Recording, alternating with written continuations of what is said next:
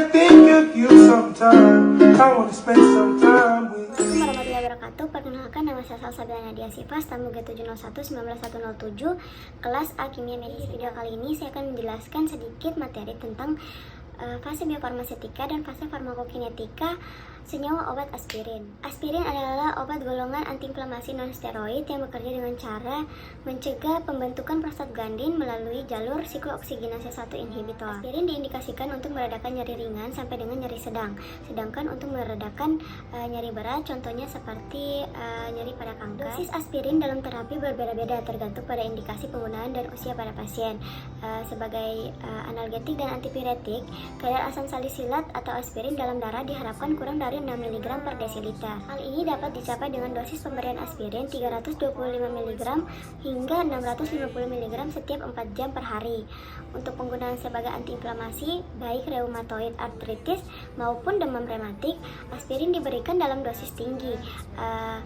Untuk anak-anak itu dari 80 sampai 100 mg per kilogram berat badan per hari, kemudian dewasa 3 sampai 6 gram per hari. Dosis aspirin sebesar ini akan memberikan kadar asam salisilat dalam darah sebesar 10 hingga 35 mg per desiliter. Sedangkan efektivitas penggunaan aspirin adalah berdasarkan kemampuannya. Obat ini menghambat enzim siklooksiggenase atau COX yang mengkatalisis perubahan asam arakidonat menjadi prostaglandin H2, prostaglandin E2, dan tromboksan A2. Untuk fase farmakokinetiknya yaitu meliputi ADME atau absorpsi, distribusi, metabolisme, dan ekskresi. Aspirin cepat diabsorpsi dari saluran pencernaan dan segera dihidrolisis menjadi asam salisilat dengan kadar puncak asam salisilat dan dalam plasma tercapai dalam 1-2 jam. Sediaan tablet salut selaput menunjukkan kecepatan absorpsi yang bervariasi, di mana konsentrasi puncak dalam plasma tercapai dalam 4-6 jam setelah pemberian.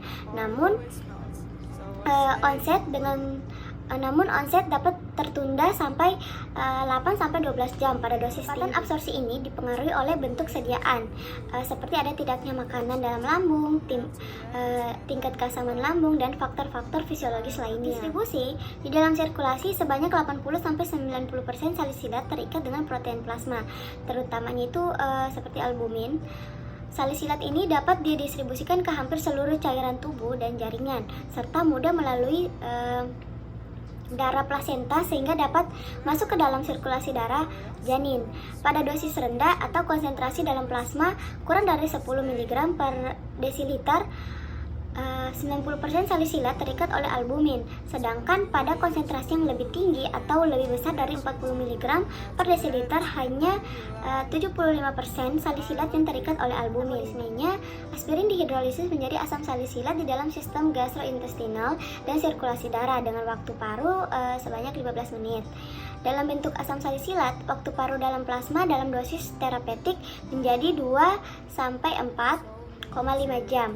Namun dalam dosis yang berlebihan atau bisa dibilang overdosis, waktu ini dapat lebih panjang, antara berkisar 18 sampai 36 jam. Sedangkan pada pemberian aspirin dosis tinggi, jalur metabolisme asam salisilat menjadi jenuh. Akibatnya kadar asam salisilat dalam plasma meningkat tidak sebanding dengan dosis aspirin yang diberikan. Sehingga metabolisme salisilat ini dapat mengalami saturasi atau kejenuhan. Pada orang dewasa normal, saturasi kinetika salisilat terjadi pada pemberian aspirin dosis 1-2 gram. Apabila kapasitas metabolisme ini terlampaui, maka akan menyebabkan waktu paru asam salisilat dalam darah semakin tinggi dan meningkatkan resiko timbulnya efek samping. Kinetika saturasi salisilat inilah yang berperan besar dalam kasus-kasus intoksikasi salisilat. Untuk ekskresinya, yaitu salisilat diekskresikan ke dalam urin melalui proses filtrasi glomerulus dan sekresi aktif tubulus. Ekskresi salisilat dalam urin adalah dalam bentuk salisilat bebas atau sebesar 10% dan asam salisilurat atau sebesar 75%.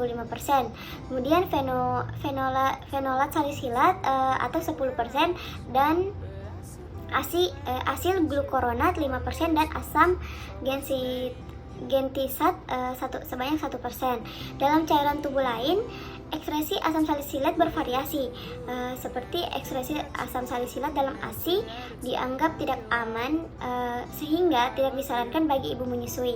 Ekspresi asam salisilat dan konsentrasinya dalam air mata bervariasi antara 1% sampai 8% daripada konsentrasi asam salisilat plasma sebagai antiinflamasi. Sekian dari materi yang saya paparkan, lebih dan kurangnya saya mohon maaf. Wassalamualaikum warahmatullahi wabarakatuh.